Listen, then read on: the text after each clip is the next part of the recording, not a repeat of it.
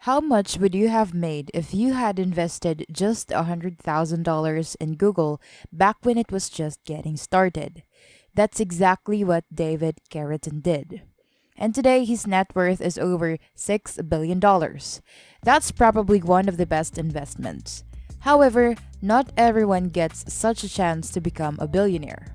Not everyone has an extra 100 grand to thrive at another startup. Nonetheless, there are an endless number of opportunities for the round. In fact, 1,700 people just here in the US are becoming millions every single day, and if you want to be one of them, you gotta start somewhere. But here's the problem: 40% of Americans can't even cover an unexpected $1,000 bill because they're just living paycheck to paycheck. So most people can't even pull out $1,000 too. But $100 is easy. Almost everyone can afford that. However, it seems like you can't do much with it since even a single Apple stock costs twice that amount. And I'm not even talking about Amazon or Google. Even index funds are not an option. How much do you think? $100 over 40 years with 8% returns with a mom? Just a little over 2,100. But don't worry, because there are actually legit great ways to invest even as little as $100. But I have used it. We share them with you here in this video. So let's start with the first one. Start a business.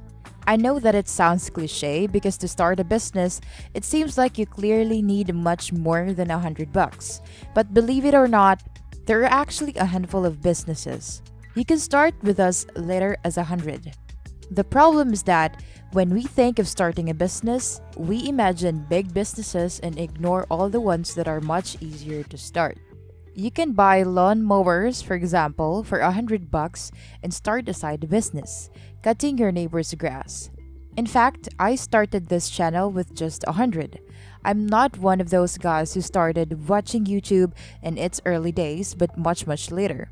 And then I realized that most of these YouTubers just share their ideas and experiences. Even the most successful ones started with almost nothing. So I said to myself, I have a lot of ideas too. How about I start sharing them with the world? Let's see how that goes. I ordered a Blue Yeti microphone for a little over $100 and I started making videos. I have to admit they were absolutely horrible because I knew almost nothing about video editing or animations. And I didn't really care much because it was more like a hobby than a real business. But then I slowly started improving the quality and somehow it started picking up. So I had to hire some majors and now it's like a little bit. You don't necessarily have to start a YouTube channel. There are an endless number of online businesses that do not require a lot of capital. Let's say you're good at playing a guitar or violin. You can find someone who can help you with shooting it and editing it for as little as $100, and then turn it into an online course and start selling it.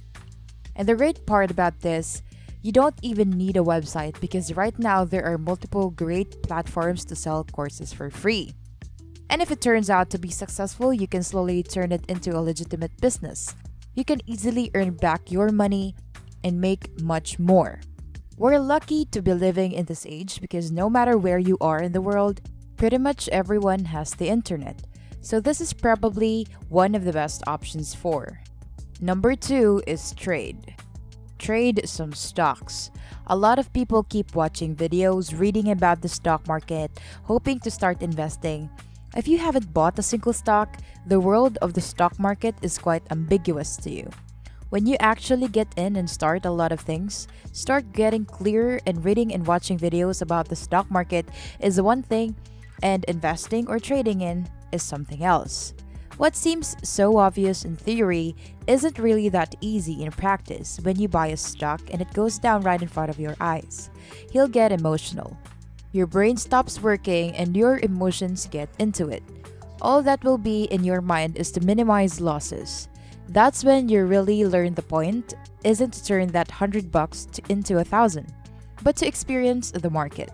But when you're trading with real money, you will be much more careful and cautious since your money is at stake. It's actually fun to look for the right company to throw your money for.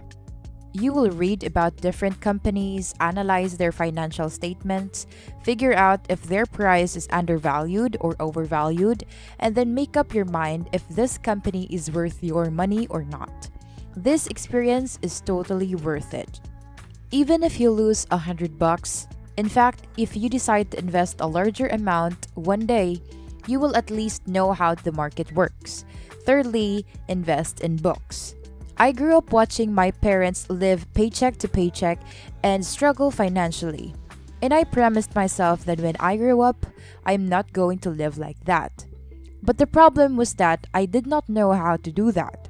My parents told me that I keep getting good grades, I'll find a good job when I grow up, and I won't have to worry about it. But at some point, I started reading books outside the school and accidentally came across Rich Dad and Poor by Robert Kiyosaki. And that's where the magic happened. I was introduced to the world of money. And to be honest, I was shocked about how little I knew about it, even though I use it every single day. You probably have heard this millions of times, but the moment you make that shift in your mentality, your perspective changes, and you will start making different decisions that will slowly lead you to financial independence.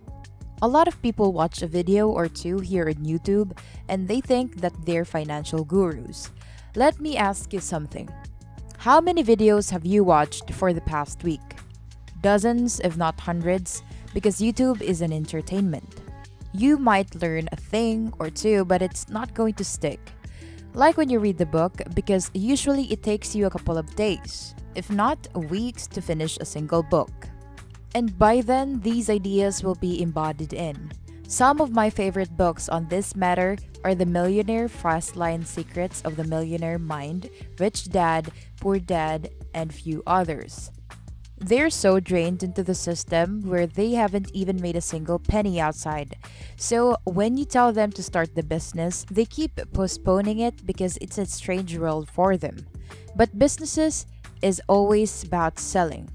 And most businesses do not even build their products, but rather they just buy low and sell high from the grocery store besides your house. For example, they do not produce what they sell. They have a supplier. The process of business is simpler than you think, but quite difficult to employ. The good news is that you don't have to spend bacon up into your store to learn that you can just go to eBay and find something that you can resell to your neighbors. For example, for a slightly higher price, that experience will improve your social skills, analytical skills, and negotiating skills. You might not make a lot of money by buying and selling with just $100. However, you will learn much more than you will do with your 4-year degree in business that will probably cost you $100,000. You will have to analyze the market, who would be your potential customers, what would be the appropriate price, how to deal with your clients, and on and on. In fact, there are actually people who make a living out of this. But if you think that's not for you, here is another idea. Learn a valuable skill. What you could also do is that what that $100 is to learn a valuable skill that can earn you much more later on. This is probably the best option. If you're struggling financially or looking for a side hustle, you can invest in social media. Every business is now looking for someone who actually understands how these algorithms work, or you can learn graphic designing, copywriting, web designing. There are an endless number of online opportunities. Of course, you can find free materials even here on YouTube. So why? Usually the free stuff isn't as good as paid courses. They're better organized, and after taking the entire course, you feel like you actually learned the skill compared to the free stuff. What do you have to keep searching for everything separately? And secondly, once you pay for something, you feel obligated to take that course because you just spent $100. In fact, it will probably motivate you to take action after taking the course to earn back that money that you have spent on the course.